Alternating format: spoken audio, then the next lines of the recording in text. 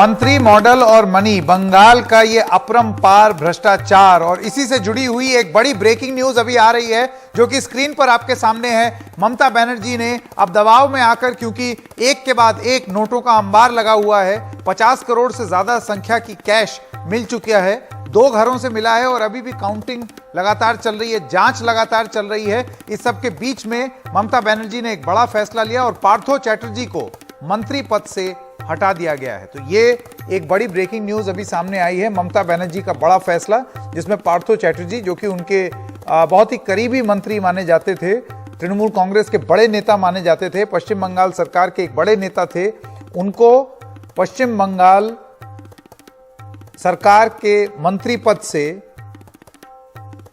कार्यभार से मुक्त कर दिया है ममता बनर्जी ने। लेकिन बड़ा सवाल यहां पर यह होगा कि राजनीतिक तौर पर क्या इतना करना काफी होगा? तृणमूल कांग्रेस अब अपने आप को पार्थो चैटर्जी से अलग करने की कोशिश कर रही है कि ये जो नोट मिला है ये पार्थो चैटर्जी के घर से नहीं मिला है, अर्पिता मुखर्जी के घर से मिला है। और उसके बाद अब वो तय करें कि वो कहां से आया, वो एक्सप्लेन करें कि ये कहां से आया। और इस सब के बाद ममता बनर्जी का एक बयान जिसमें उन्होंने कहा कि मैं जो करप्ट हैं, जो भ्रष्ट हैं, उनको मैं बिल्कुल सपोर्ट नहीं करती। तो उसी समय एक अंदाजा, एक अंदेशा हो गया था कि शायद तृणमूल कांग्रेस की मुखिया ममता बनर्जी सपोर्ट नहीं करेंगी पार्थो चैटर्जी को। तो आज जब मंत्री पद से हटा दिया गया है तो यह साफ हो गया है कि उनको अब तृणमूल कांग्रेस का समर्थन, पार्थो चैटर्जी को तृणमूल कांग्रेस और ममता बनर्जी का समर्थन नहीं है। लेकिन राजनीतिक तौर से क्या भारतीय जनता पार्टी को यह मंजूर होगा?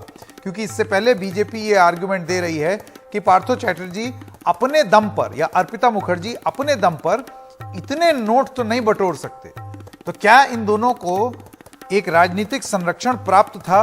और क्या वो राजनीतिक संरक्षण तृणमूल कांग्रेस की मुखिया दे रही थी? ये आरोप भारतीय जनता पार्टी लगा रही है कि तार बहुत ऊपर तक जुड़े हुए हैं। अब देखना होगा राजनीतिक रूप से यह मामला कहां जाएगा। हालांकि डैमेज कंट्रोल करने की कोशिश की है ममता बनर्जी ने, पार्थो चैटर्जी को मंत्री पद से हटाया है।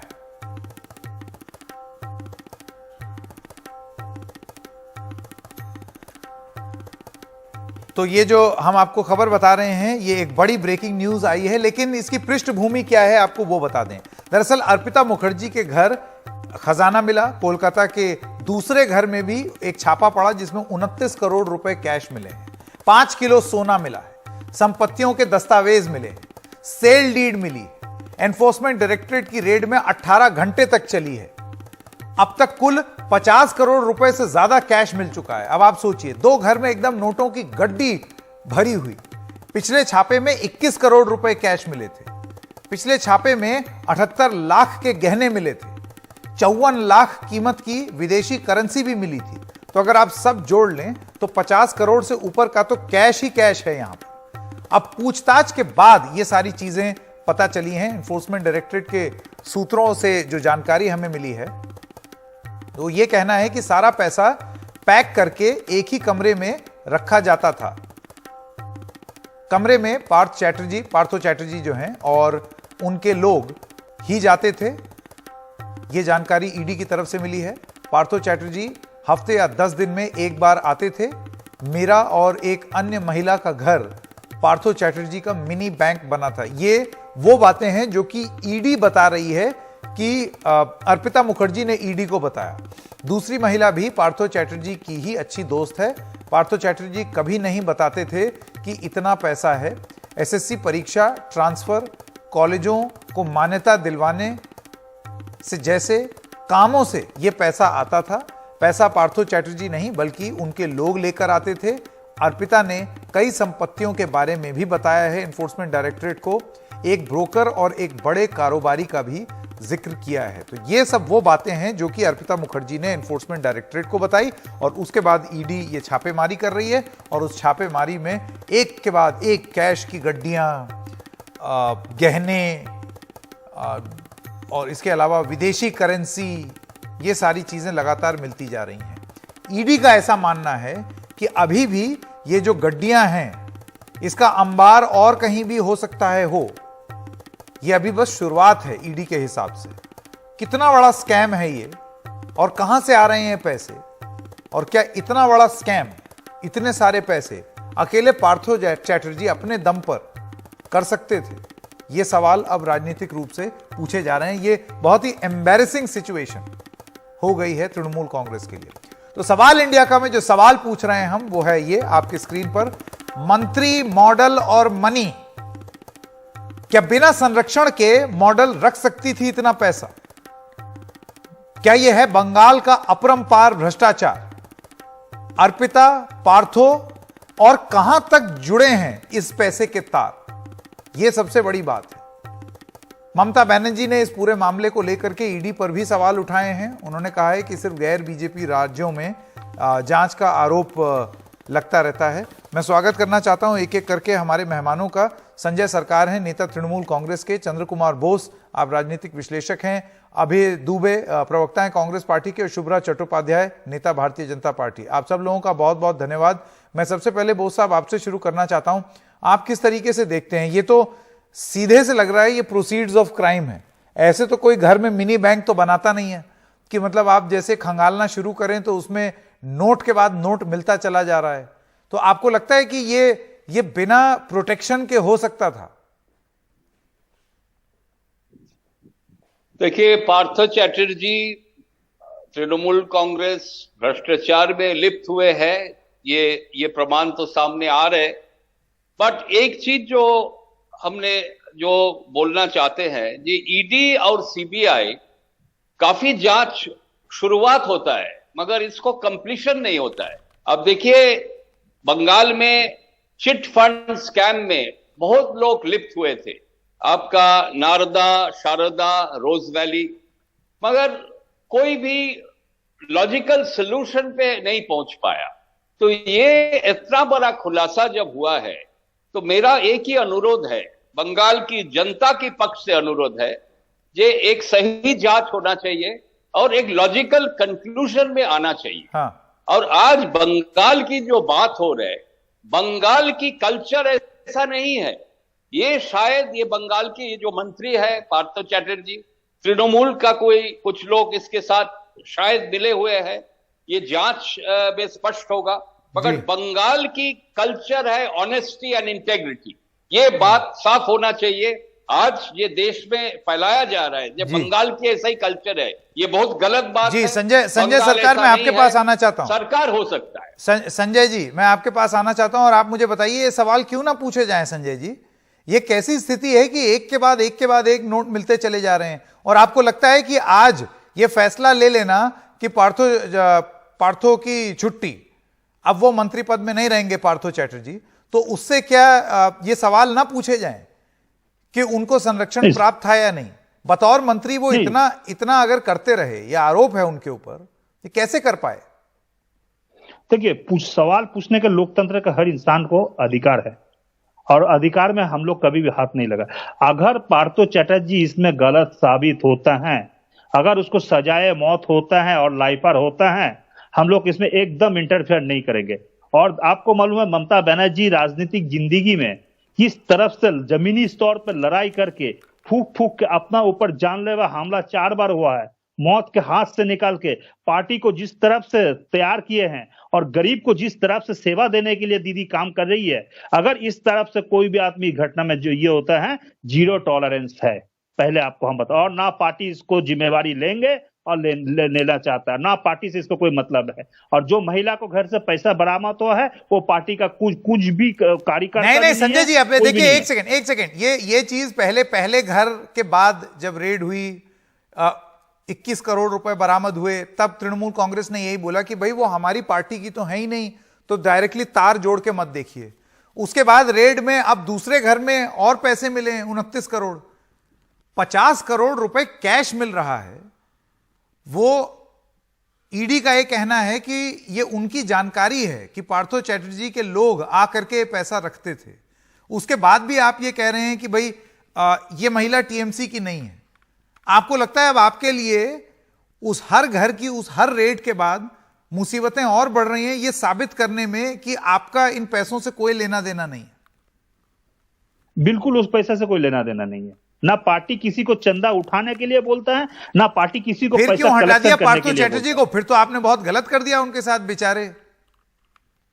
फिर क्यों तो गलत? आपको उनका समर्थन गलत? करना चाहिए था। है। फिर नहीं, आपने क्यों हटा समर्थन क्यों करेंगे? दिया हम उनको? तो आपको बोले ना, करप्शन में 0 टॉलरेंस है, और हम जनता को सेवा देने के लिए तीसरे बार तो भी आप मानते हैं ममता पार्थो बनर्जी चैटर्जी मुख्यमंत्री करप्ट जनता हैं? को राय पे हुआ, संजय जी, 48% वोट हमको मिला है। संजय जी, आप मानते हैं पार्थो चैटर्जी भ्रष्ट हैं? ये आप पार्थो मानते हैं? चैटर्जी, आप मानते पार्थो हैं चैटर्जी? कि पार्थो चैटर्जी करप्ट हैं? देखिए, अगर इसमें देखिए अभी कोर्ट का जजमेंट आएगा, जजमेंट अगर उसको दोषी करार दिया जाता है, वो करप्ट अगर करप्ट दोनों- हो जाए तो दोनों करप्ट चीजें कर दी ना आपने। और जो एक तरफ पैसा आप कह रहे हैं बरामद हुआ कि- है वो पार्थो चैटर्जी को, आदमी को यहाँ से बरामद हुआ है, अरे- वो समझे, और पार्थो चैटर्जी को लॉयर समझे, और इसमें जितना भी ब्रीफ है पार्थो चैटर्जी के लॉयर इस ब्रीफ, और पार्थो चैटर्जी इसको जवाब दे। हम चाहता हूं उन्हीं लोग जवाब दे, वो सबसे बेहतरीन होगा। मुझे आप पार्टी ये के उसमें बताइए, कोई तो फिर जिम्मेदारी नहीं।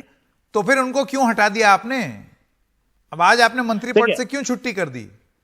देखिए, करप्शन का कोई जगह नहीं है, आपको नहीं बताया दीदी। इसीलिए तो मैं आज पूछ भी रहा हूं भाई, एक- दोनों चीजें आप नहीं बोल सकते संजय जी। आप कह रहे हैं कि अभी ये नहीं मालूम वो करप्ट हैं या नहीं, लेकिन करप्शन नहीं, के वो चार्ज तो पे आपने अभी हटा दिया। जुडिशियल- ना, अभी तो जुडिशियल मैटर है ना, आपको भी मालूम है जुडिशियल मैटर। सुप्रीम कोर्ट का एक वर्डिक्ट है, उसमें कहा गया है जब तक जिसको गलती नहीं माना जाता, वो गिल्टी नहीं होता है, तब तक उसको नहीं माना जाएंगे वो गलत आदमी है। ये सुप्रीम कोर्ट का वर्डिक्ट, मेरा नहीं है।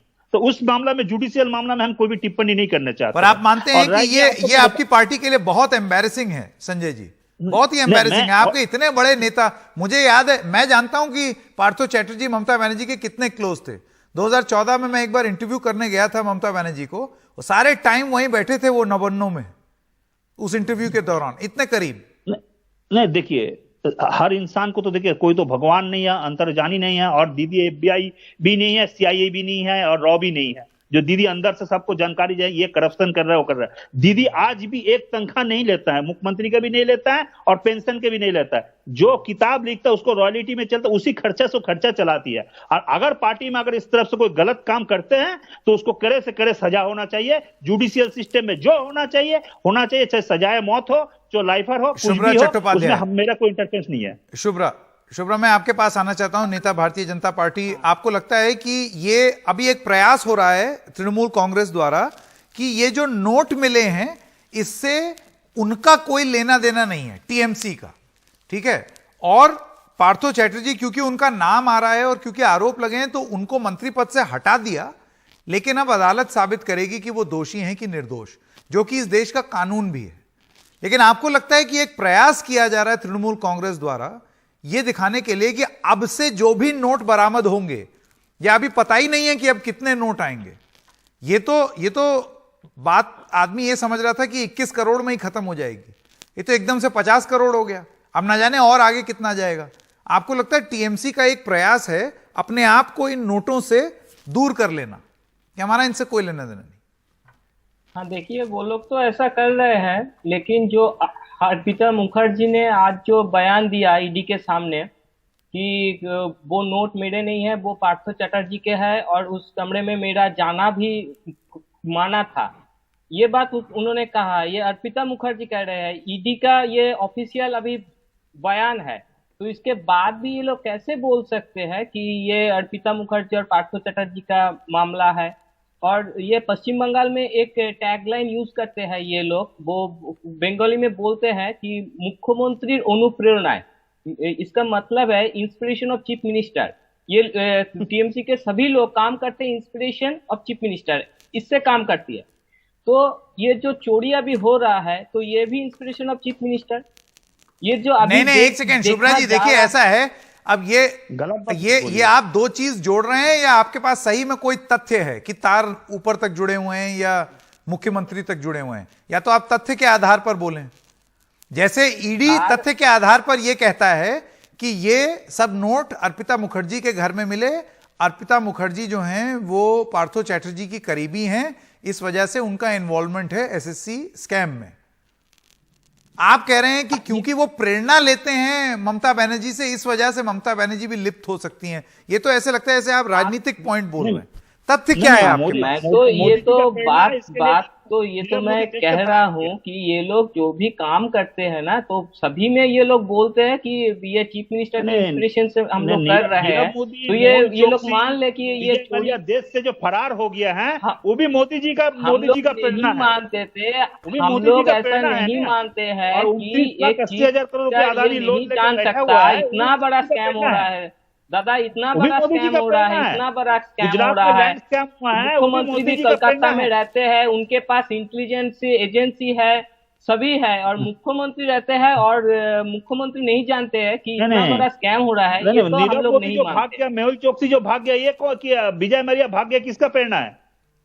किसका प्रेरणा है विजय भाई? मल्ल्या, मेहुल चोकसी नहीं का नहीं, बात तो विजय आप मल्ल्या छोड़ 10 दीजिए, अभी लाख पश्चिम करोड़ रुपए बंगाल बैंक में घोटाला जो पहले हो हो रहा चुके है, हैं। इसका बात आप करिए। 29 में ये 28 आदमी कौन ये है तो मालूम है? चोरी भी गुजरात नहीं का हो रहा है, मालूम है? चोर का भी 2002 शर्म होता है, में चोर का भी 75 शर्म होता है, स्क्वायर चोर मीटर का की भी जमीन इज्जत दिया होता गया है, था वो मुंह पे अदानी कपड़ा अंबानी बांध कर को। चोरी करता है। और 2003 और आपका में चोर इतना वो जमीन बेशरम वापस है, लेके इतना आए, बेशरम है, 2000 चोरी रुपए स्क्वायर करने मीटर के में। बाद भी ये in बोलते between हैं जो ईडी टैक्स को। हुआ है, अच्छा, मैं एक धमकी काम देते करता हैं ये हूं, लोग। शुभ्रा जी और संजय जी, अगर आप मुझे इजाजत दें। देखिए, अभय दुबे जी ने अभी तक नहीं बोला है, एक बार जरा उनके भी कमेंट्स ले लें, उसके बाद फिर आप एक दूसरे को जो बोलना चाहते हैं वो बोल लीजिएगा। हाँ, ठीक। अभय जी, आप किस तरीके से देखते हैं? आपको लगता है कि ये जो प्रयास किया जा रहा है कि इन नोटों से तृणमूल कांग्रेस का कोई वास्ता नहीं, ये प्रयास ही है जिसके चलते पहले अपने आप को अलग किया, उसके बाद उनको मंत्री पद से मुक्त कर दिया?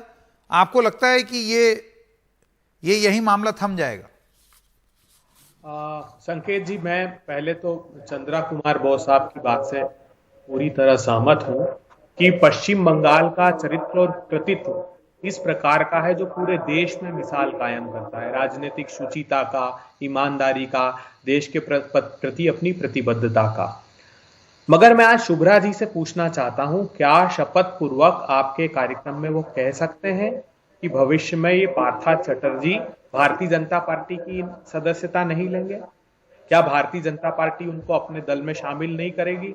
जैसे भाग आप मुकुल शपथ भाग पूर्वक ये बात बोल सकते हैं कि पी चिदम्बरम उनके लिए वकालती करने नहीं आएगा? अच्छा, एक एक करके। शुभ्रा रुकिए, शुभ्रा ऐसे नहीं, वो अपनी बात खत्म कर लें, फिर मैं आपके पास आऊंगा। ठीक ठीक। ये प्रेस कॉन्फ्रेंस लेते थे, भाग मुकुल भाग, सीबीआई आ रही है, मुकुल रॉय को गले लगाया, सारे पाप धो दिए। शुभेंदु अधिकारी के खिलाफ प्रेस कॉन्फ्रेंस लेते थे शारदा नारदा स्कैम में कि भ्रष्टतम आदमी है, सलाखों के पीछे होना चाहिए, और अपने दरवाजा खोल दिए उनके लिए। Himanta Biswa Sarma Louis Berger case में डिपार्टमेंट ऑफ जस्टिस यूएस की रिपोर्ट के आधार पर बुकलेट निकाली और बुकलेट के आधार पर प्रेस कॉन्फ्रेंस ली, एक के बाद एक छापे मारे कि 20 लाख रुपए पर मंथ इनके अकाउंट में ट्रांसफर हो रहे हैं। आज उनको चीफ मिनिस्टर बना दिया। 180 करोड़ रुपए इत्र के कारोबारी के यहां नगद कैश 18 मशीनों से गिने 25 किलो सोना निकला। आज देश में कोई जानता है कि क्या हुआ उस केस का?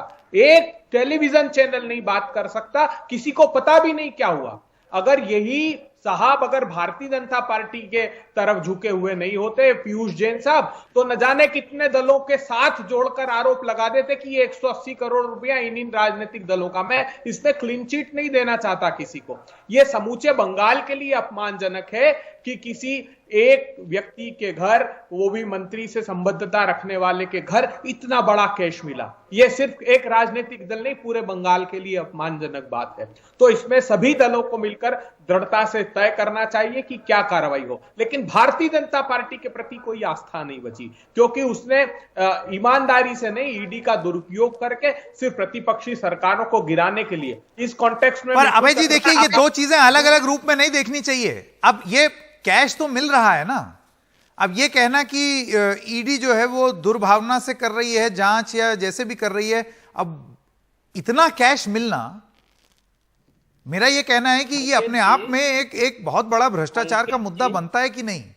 नहीं, आप संकेत ईडी संकेत किस जी, एक भावना बात- से ये एक कर बात रही है बोलिए। वो आप छोड़ दें एक मिनट के लिए। इतना कैश मिलना अपने आप में कितनी बड़ी बात है? मैंने तो कहा कि समूचे बंगाल के दुबे लिए जी, मैं एक बात बोल दूं। दुबे जी, मैं एक बात आपको बताना चाहता हूँ। दुबे जी, एक बात सुन लीजिए, एक एक सेकंड के करके। सुन लीजिए। शुभ्रा जी रुकिए, एक एक करके। भारतीय जनता पार्टी की केंद्र सरकार दोषी। बताइए ना, मैंने इतने मुकदमे बताए, क्या हुआ? कोई नहीं जानता। अब नोटिस तक नहीं आते उन लोगों को, वो तो बड़े बड़े पदों पर आसीन हो गए। मैं इसीलिए कह रहा हूं कि पार्था चटर्जी साहब को भी ऐसा तो नहीं कि शामिल करके कहीं केंद्रीय मंत्री बना दोगे। ये आश्वासन तो कम से कम देश को देते जाओ सब, इस चैनल के माध्यम से आप भारतीय जनता पार्टी की तरफ से आश्वस्ति दे दो कि हम उनको दाग नहीं धोएंगे अपने दल में शामिल करके। अगर वो मशीन का आरोप एक बार फिर, शुभ्रा वॉशिंग मशीन का आरोप एक बार फिर, जिस तरीके से दाग के आरोप लगा के और उसके बाद उनको अपने दल में ले लेना, दाग से दल का सफर और दामन पर सफाई का सफर, ये पूरा करेंगे पार्थो चैटर्जी? यहाँ पे बैठकर बोल दे दुबे जी यहाँ पे बैठकर शपथ पूर्वक ये बात बोल दे कि पार्थ चटर्जी के लिए वकालत करने के लिए अभिषेक मनु सिंह भी और पी चिदम्बरम नहीं आएंगे। दुबे जी ये पर बैठकर ये स्टैंड वो क्लियर कर दे कि वो दिल्ली में दोस्ती और पश्चिम बंगाल में कुश्ती नहीं करेंगे। दुबे जी ये बात यहाँ पे बैठकर बोल दे कि जसवंत सिन्हा टीएमसी के जो राष्ट्रपति प्रार्थी थे उनको वो लोग समर्थन नहीं करेंगे।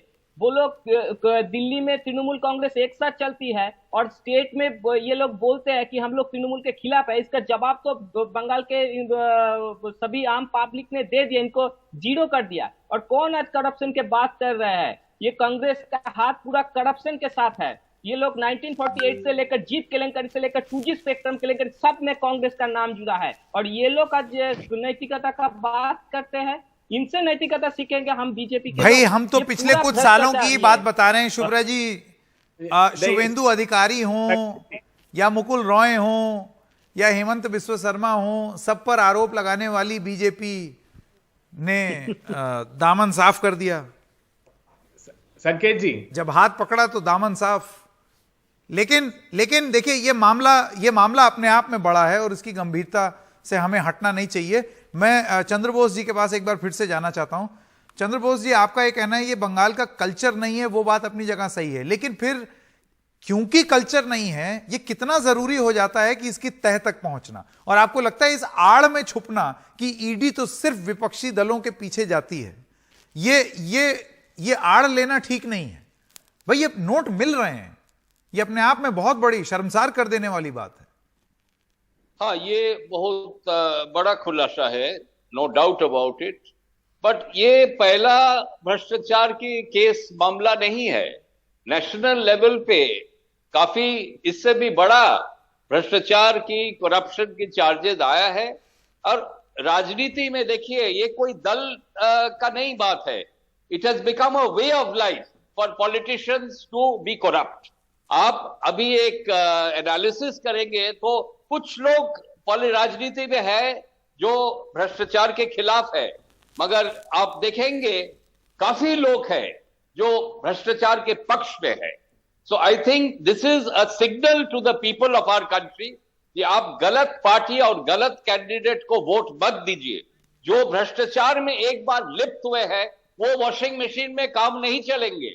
वॉशिंग मशीन से एक corrupt politician cannot be honest, उसको डिस्कार्ड कर देना चाहिए और कभी भी इसको एक भी वोट नहीं देना चाहिए जी। ये कोई एक पार्टी का बात नहीं है, ये सब पार्टी में भ्रष्टाचार किए हुए एमपीज, एमएलएज, राजनीतिक नेता शामिल है।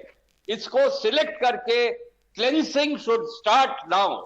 This should be the signal. अब अंग्रेजी की एक कहावत है, क्योंकि चंद्रबोस जी आप जानते हैं, आप तो जानते ही होंगे कि राजनीति में ऐसा ये बड़ी यूटोपियन सी बात लगती है। ऐसे लगता है कि एकदम कोई आदर्शवादी टाइप की राजनीति अगर हो, मर्यादा पुरुषोत्तम राम के त्रेता युग की राजनीति हो, तब तो कुछ ऐसा लगे कि ये बात सही भी हो।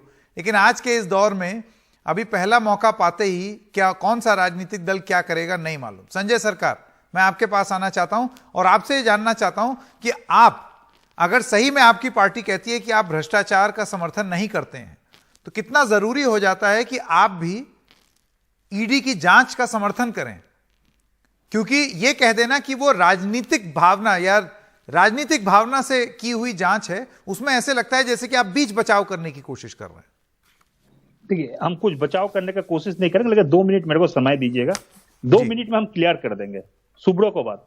प्रेरणा नंबर 1, जब मोदी जी मुख्यमंत्री बनी थी गुजरात के, तो उस समय 75 पैसे स्क्वायर फीट में कुछ इंडस्ट्रियलिस्ट को जमीन दिया गया था और 2003 दिसंबर में 2000 रुपए स्क्वायर मीटर में जमीन वापस लिया था।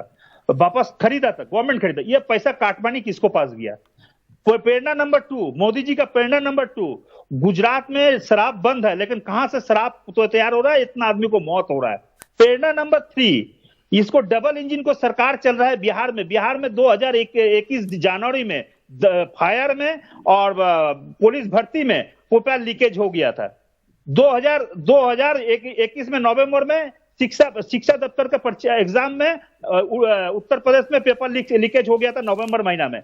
हरियाणा में दिसंबर में 2021 में दिसंबर में पुलिस भर्ती में पेपर लीकेज हो गया था, ठीक है। और गुजरात में 2020 में दिसंबर में एसएससी में वहां पर टॉप सिलेक्शन में पेपर लीकेज हो गया था 2 दिसंबर में। तो मैं स्मृति ईरानी का बेटी इलीगली बार चलाता है गोवा में, इसके भ्रष्टाचार के बोल रहा है। 1,45,000 करोड़ रुपए 2014 में अदानी लोन लिया था, एसबीआई से उस पैसा अभी वापस नहीं किया। 29,80,000 करोड़ रुपए टोटल लोन लिया अदानी, उस पैसा वापस नहीं लिया। अब वापस नहीं दिया, बैंक मांग रहा है, नहीं दिया। अगर ये पैसा नहीं मिलेंगे बैंक कोलैप्स हो जाएंगे। कांगो और श्रीलंका से ये बदतरीन खराब हालात हम लोग को हो जाएंगे। और रहेगा ईडी अपना तरफ जांच करे, निष्पक्ष रूप से जांच करे, उसको रीढ़ के हड्डी जो है मजबूत रहे, पॉलिटिकल मतलब जो मालिक का तोता बन के नहीं काम करे, और निष्पक्ष रूप से सीबीआई ईडी काम करे, हम समर्थन करेंगे। बताइए शुभ्र जी, मेरा समर्थन है। आपका जवाब। तो आपने बोला कि ममता बनर्जी से प्रेरणा ली, तो यहां संजय बाबू ने 4-5 प्रेरणा भारतीय जनता पार्टी की भी गिना दी। आपका राइट टू रिप्लाई। 4-5 प्रेरणा वो तो भारतीय जनता पार्टी से बोला, लेकिन अभी पश्चिम बंगाल में जो चल रहा है, पश्चिम बंगाल का जो स्थिति है, कि कभी एक वक्त था जब हम पश्चिम बंगाल को बोलते थे कि ये इंटेलेक्चुअल सप्लाई सेंटर है। गोपाल कृष्ण गोखले बोलते थे what Bengal thinks today India thinks tomorrow. आज भी है, अभी ये लेबर सप्लाई सेंटर बन गया है। दादा प्लीज मुझे बोलने दीजिए। संजय दादा प्लीज मुझे बोलने दीजिए संजय दादा। तो अभी ये लेबर सप्लाई सेंटर बन गया है। आप अगर सियालदह स्टेशन में जाएंगे, हावड़ा स्टेशन में जाएंगे तो देखेंगे कि हजारों छात्र युवा अभी काम करने के लिए, नौकरी करने के लिए, वो जो मोदी जी का गुजरात का बात बोले ना, वहीं पर जाते हैं। वो राजस्थान पे जाते हैं, वो मध्य प्रदेश पे जाते हैं, और यहाँ पे तो कुछ नहीं है। यहाँ पे रहने के लिए आएगा टीएमसी करना पड़ेगा आपको, और करप्शन के पैसों से आपका घर चलाना पड़ेगा, या तो फिर आपको स्टेट छोड़ना पड़ेगा। यहाँ पे जितना ज्यादा करप्शन है, टॉप टू बॉटम करप्शन है। इस बार का ये ऊपरी वाला हिस्सा भी आया है, ये ट्रेलर है। आपको मालूम है जेआईटीसी का फुल फॉर्म क्या है? सब मंत्री जेल में जाएंगे, टीएमसी के सब मंत्री जेल में जाए हैं। ये एक ऐसा मंत्रिसभा था 2014 के बाद, जिनमें से आधा से ज्यादा मंत्री शारदा केलेंकरी में फंसे हैं, शारदा केलेंकरी में फंसे हैं। आधा से ज्यादा मंत्री, इनके जो स्पोक्स पर्सन है कुणाल घोष, वो शारदा चिट फंड मामले में जेल भी जा चुके हैं। चलिए, मुझे यहाँ पर बीच में आना पड़ेगा क्योंकि अब बात समझ में नहीं आ रही है आप लोगों की। बहुत बहुत धन्यवाद हमारे साथ जुड़ने के लिए। लेकिन फिर ये कार्यक्रम जब हमने पहले भी किया, तब भी हमने यही बोला कि कहीं ऐसा ना हो कि वॉशिंग मशीन चल जाए, क्योंकि उसके बाद ये भरोसा उठ जाता है कि कहीं ऐसा तो नहीं है कि एजेंसियों का दुरुपयोग हो रहा है। लेकिन बंगाल में जिस तरीके से ये अपरंपार भ्रष्टाचार दिख रहा है, आप सोचिए अगर ये आरोप सही हैं तो ये उन लोगों के पैसे हैं जो गरीब हैं, जो नौकरी के लिए रिश्वत देने पर, कटमनी देने पर मजबूर हुए। उन गरीबों के पैसे इस तरीके से रईसों के फ्लैट में, कमरे के अंदर बंद, अब निकल रहे हैं बाहर। कितनी हाय लगेगी उन गरीबों की जिनसे निकाला गया है, उगाही की गई है इन पैसों की, अगर आरोप सही है तो सोचिएगा जरूर। एक छोटे से ब्रेक के लिए रुक रहे हैं, अभी हाजिर होते हैं।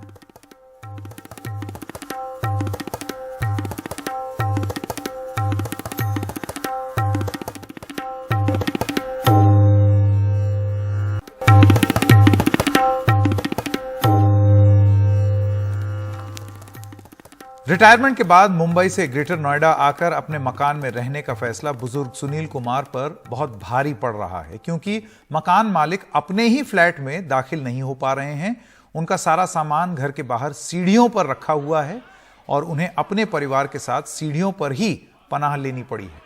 वजह है कि किराएदार का उनके मकान पर कब्जा।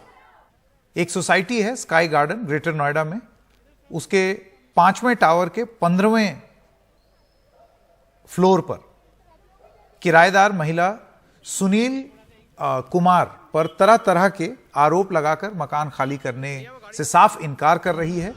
इस मामले में बुजुर्ग मकान मालिक के समर्थन में सोसाइटी के लोग भी कैंडल मार्च लेकर के उतरे हैं। किराएदार महिला का रेंट एग्रीमेंट भी खत्म हो चुका है, लेकिन वो मकान खाली करने को तैयार नहीं है। खोसला का घोंसला फिल्म तो आप लोगों ने देखी ही होगी।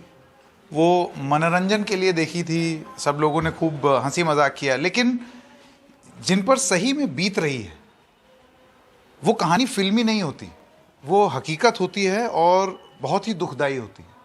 और ऐसी एक कहानी ग्रेटर नोएडा में एक मकान मालिक हैं, उनकी है। ये उनका अपना घर है पीछे, जो कि आप देख रहे हैं। ग्रेटर नोएडा की एक सोसाइटी है श्री राधा स्काई गार्डन, उसमें उनका एक मकान है। इस मकान में एक किराएदार हैं और जो मकान मालिक हैं वो अपने ही मकान के बाहर अपना सामान यूं रखे हुए अपने ही मकान के बाहर सीढ़ी पर रहने पर मजबूर है। आइए उनसे बात करते हैं। नमस्कार, आपका शुभ नाम? मैं राखी गुप्ता जी। तो राखी जी, ये आपका मकान है जी। हाँ, तो क्या हुआ, अगर आप विस्तार से बताएं। एक्चुअली हमने ये मकान प्रीति जी को 2021 में लीज पे दिया था 11 मंथ्स की। जो आपकी टेनेंट है जो इसमें रह रही? हाँ। जुलाई मंथ में दिया था फॉर 11 मंथ। जो लीज उनकी वो पूरी हो गई 2022 जून में, मगर उन्होंने उस पर कोई ध्यान नहीं दिया। बस वो टालती रही कि हम कर रहे हैं हम। और फिर उनको हमने रिमाइंडर नोटिस दिया फिर मई में 1 महीने के बाद कि अभी ऑलरेडी 1 महीना हो गया है, आपने कुछ अपडेट्स नहीं दिए घर ढूंढने के कि आपने घर लिया कि नहीं। तो उल्टे हमसे कहने लगे कि आप आ जाइए, आपको हम रेंट पे घर दिला देते हैं। हमने कहा हमारा घर होता है। आप मकान मालिक हैं और आपको आप ही का किराएदार ये कह रहा है कि आ जाओ, मैं किराए पे घर दिला देती हूँ। हाँ। कोई प्रशासनिक मदद मिली? प्रॉपर रेंट एग्रीमेंट था 11 जुलाई 2021 से 10 जून 2022 तक। जैसा लाखी ने बताया 19 अप्रैल को फर्स्ट हमने नोटिस दिया था कि तो उसका ओके भी आया था। Okay, then we proceed ahead. आने के बाद 19 जुलाई को वी केम हेयर बिकॉज इनके एश्योरेंस पे, इनके कमिटमेंट पे we shifted our material over here, जैसे आपको बताया था। तब उन्होंने बता दिया कि हाँ आप लेके आ जाइए, हम शिफ्ट कर देंगे, तो कोई प्रॉब्लम नहीं है। तो उन्होंने चाबी मांगी कि भाई शाम को कभी ट्रक आएगा तो आप नहीं रहेंगी तो चाबी दे दीजिए। तो बड़े प्यार से बात करा करके कि भाई नहीं कोई प्रॉब्लम नहीं है, मैं 1 किलोमीटर के अंदर रहूँगी, आपको चाबी मिल जाएगी, उसका कुछ इशू नहीं है। 6:30 बजे इनका ट्वीट आता है, मतलब मैसेज आता है कि आई विल नॉट अलाउ। मेरे माइंड को स्ट्राइक कर रहा है कि I am the owner of this house. मुझे लगता है कि वो बहुत ही क्रिमिनल माइंड है, वो कुछ भी कर सकती है। मे बी उन्होंने इस घर के कुछ पेपर्स भी बना रखे हो तो कोई बड़ी बात नहीं है, वो कुछ भी कर सकती है। She is very criminal mind लगी। हौसला बनाए रखें, क्योंकि ये एक ऐसी विचित्र सी स्थिति है कि जिससे कहीं ऐसी नौबत ना आ जाए कि कल को इस प्रदेश में, जहाँ पर ये दावा किया जाता है कि कानून व्यवस्था बड़ी दुरुस्त है, सब कुछ एकदम ठीक कर दिया गया है, कहीं ऐसा ना हो कि इसी का उदाहरण बना करके लोग बोलें कि इसी को जंगल राज कहते हैं। कि एक ऐसी स्थिति हो जाए कि किराएदार इन और मकान मालिक पूरा दस्तावेज होने के बावजूद सामान समेत out. Video journalist Sachin Gupta के साथ संकेत उपाध्याय, एनडीटीवी इंडिया।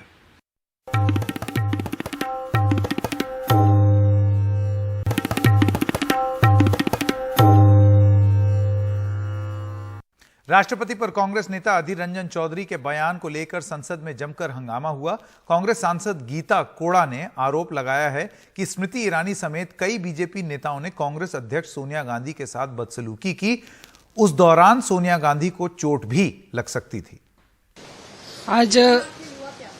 आज सदन में जो घटना हुई, ये सदन के इतिहास में सबसे काला दिन है, क्योंकि सबसे वरिष्ठ और एक महिला सांसद के साथ जिस तरह का व्यवहार हुआ आदरणीय सोनिया गांधी जी के साथ, ये कहीं से भी एक्सेप्टेबल नहीं है। क्योंकि आदरणीय सोनिया गांधी जी बात करने गई, उसके साथ ही सारे बीजेपी के सांसद, महिला तो महिला, पुरुष सांसद भी मैडम के ऊपर चढ़ाई करने लगे। उन्हें अब सब कहने लगे, उंगली दिखा कर कहने लगी स्मृति ईरानी कि ये बहुत बोल रही थी, सोनिया गांधी बहुत बोल रही थी, अब हम तो बोलेंगे। इस तरह की भाषाओं का प्रयोग किया गया जो संसदीय भाषा में कहीं भी स्थान नहीं रखता। इस तरह की जो हरकत हुई है, मैं इसकी कड़ी शब्दों में निंदा करती हूं और मैं यह मांग करती हूं कि इसके लिए स्मृति ईरानी को और या प्रधानमंत्री जी को माफी मांगनी चाहिए सदन में। किसने कहा? किसको? स्मृति जी। अच्छा, हंस लेंगे, उंगली दिखाती हूँ। हाँ, आपसे नहीं बात कर रहे, आप हमसे बात कीजिए। तो कहें कि क्यों नहीं बोलेंगे? आप आई हैं हमारे रमा जी से बात करने, तो बोलेंगे नहीं, तो मैं इनसे बात करने आई हूँ। बस इनसे क्या हुआ? क्या नाम आपके पास चलकर आई थी ये बात कहने के लिए? अरे भाई, आप क्या जानना चाहते हो? क्या हुआ था? क्योंकि कुछ नहीं हुआ। वो पूछिए कि मेरा नाम क्यों बोला जा रहा है? आपको पता नहीं कि आप जिसको नेता बना कर रखी हो किस तरह का बात बोला है? पूछिए उससे जाकर। और जब स्मृति जी आई तो उनको क्या हुआ? फिर वापस में नहीं, वो जब कहीं कथी कि इनको पता नहीं है कि क्या क्या भूल गया है। वो राष्ट्रपति को राष्ट्रपति कहा, ये नहीं समझ में आया है।